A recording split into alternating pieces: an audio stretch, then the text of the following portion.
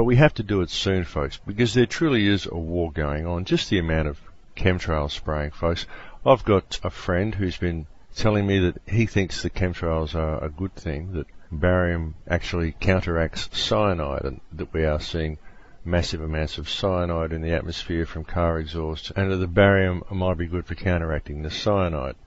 I mean, I don't know, folks. I can't see that the government would be doing that, but all I can really do is go by the water test results that I've seen. And I've seen what's in the water, what's coming down in the rainwater. I've seen what's happening to our oceans and how even the fluoride content is going up in fish because of the storm drains that wash into the ocean. All the fluoride that's in our water supply is all washing out into the ocean. So all of these chemicals that we are putting into the ecosystem are affecting the entire ecosystem. I'm seeing this all over the place, and whatever the excuse is, I cannot see any reason for spraying chemicals in the sky. If they're worried about exhaust fumes, then why don't they legalize hydrogen engines? Why don't they legalize Tesla technology and allow people to have free energy devices in their car? We could have fixed the pollution that's been generated by the use of fossil fuels years ago, but the bankers who control our governments and the big money interests who control the bankers didn't want to release free energy because it wasn't profitable for them. So we could fix all of this. We could have fixed it years ago. And now things are all coming to a head, and the very people who've created the problem are simply adding more fuel to the fire under the pretext of fixing it. Whatever the reason is for the chemical spraying that happens from aeroplanes, as I said, all I can do is read what's in the water. And even if it is being done to combat exhaust fumes, well, it's simply putting a band-aid on a festering sore. It's simply compounding the problem. The problem needs to be fixed at its root cause. The root cause of all of these problems is the introduction of a corrupt monetary system, the imposition of interest upon the people, and the corruption that exists at the highest levels of our government and our societies that allows this type of criminal activity to be perpetrated against the human race. So we'll talk a little bit more about a few things like this after the break. I think it's time for a break now, folks.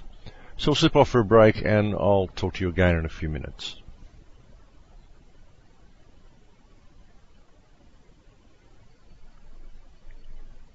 Welcome back, my friends. Now, with everything that I've been talking about just prior to the break there, when I said that I would like to see all the money and assets of the criminal banksters seized to fix the problems that they've created, I do think this would be a good idea. But again, in the seizing of these people's assets, I don't think that it's a good idea to harm the people that have carried out these crimes. When I look at what these people have done, it becomes very, very clear that these people are psychopaths and they are sociopaths. I believe that these people really do need healing more than they need harming. As I've often tried to explain to people, everybody messes up or goes off the track at some time in their life. Everybody does, folks, to a greater or lesser degree. You'll find that most people, at some point in their life, they sort of go off the track. These bloodlines have simply done that over a series of generations. Their children have been brought up that way, and they are, well, they're devoid of empathy. They very much feed on the power energy, the very, very seductive energy that you gain simply by having power over other people. This is the energy that people like serial killers and rapists thrive on. Brutal tyrants, brutal leaders within the military, wife beaters, people who are cruel to animals. It's that same power, it's that same energy, that feeling of control of the life of another. These people feed off that energy. But again, I believe it is simply because they have gotten addicted to this type of energy. Sentience and the power of speech give human beings a fabulous potential. They give us a huge potential, greater than all other animals, all other life on this planet. But these gifts, the gift of sentience and the power of speech, also give to humans a greater vulnerability to imbalance. This is truly what separates us from other species.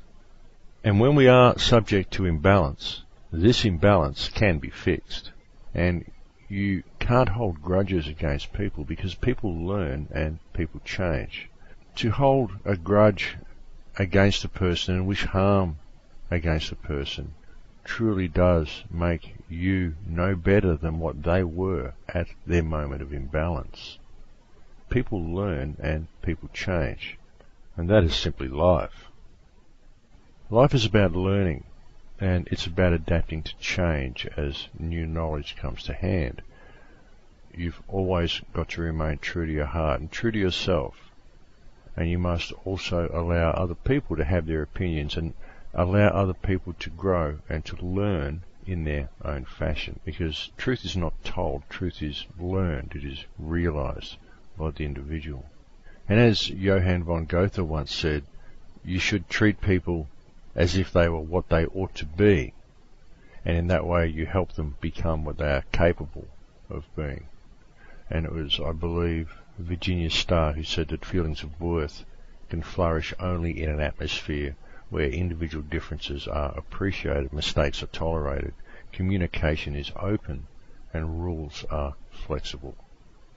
And I find these things to be wonderful guidelines for living life in general, folks. I think that adopting that sort of an attitude can really help. And as I've said, don't seek pleasure and retribution in violence. Don't feel the need for revenge. Seek pleasure in love. Don't hate your brothers and don't hate your enemies. And I know that can be extremely difficult to do, folks, because when you see the crimes that are carried out and the atrocities that are carried out on the world, it can become very easy to hate these people. But they're simply polarized. They need healing more than they need hurting. So it's very important not to fall into the hate trap. Life is a game, folks. It's a game of free will. It's a game of freedom of choice. The choice between the two polarities of energy that I always talk about, the choice between love and fear, between violence and hatred, or empathy and compassion. You access the field, you communicate with the field, you download energy from the field depending on what the field is charged with, and you replenish the supply all the time with your emotions. If you put yourself in a state of empathy and compassion, you charge the field with that energy, and you also charge people around you with that energy. If you live your life by improving the lives of those around you, it comes back to you simply because we are each the center of our own universe, and if the people that you help then start living their lives by helping those around them, then they help you back in turn. We all help each other. And this isn't any form of strange belief. It isn't communism. It isn't socialism. It isn't any ism at all. It's being a responsible human being who understands their connection to all others and to the life of this planet. And you can wish to help this planet, and you can wish to live in harmony with this planet without being accused of being a Gaia worshipper. You can look at the power of the shamanistic traditions. You can look at the power of the energy fields and the power of communication of emotions and the power of spiritualism without being a New Ager or a hippie or a pagan or any of that sort of thing. Because all you are doing is being a responsible human being. Every single problem that we face on Earth as humankind can all be remedied very easily by simply understanding the connection we all have to each other. All of the problems that are happening on the Earth, all of the problems that have happened on the Earth, and all of the problems that will come to the Earth in the future, we are the source of all of those problems.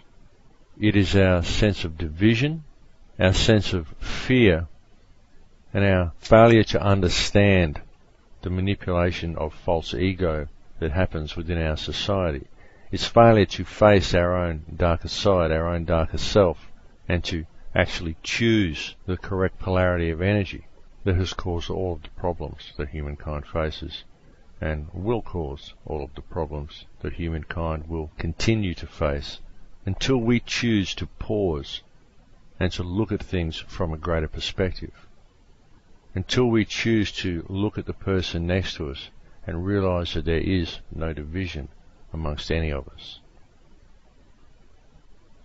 We can sit there individually and meditate, we can do our energy work, we can do all the things that people want to do, go to prayer, do whatever you want to do that you feel will help, that will charge the field. But do it to help the field, do it to help all of humanity, not just to help yourself. And if you see something going on in the world around you that is not acceptable,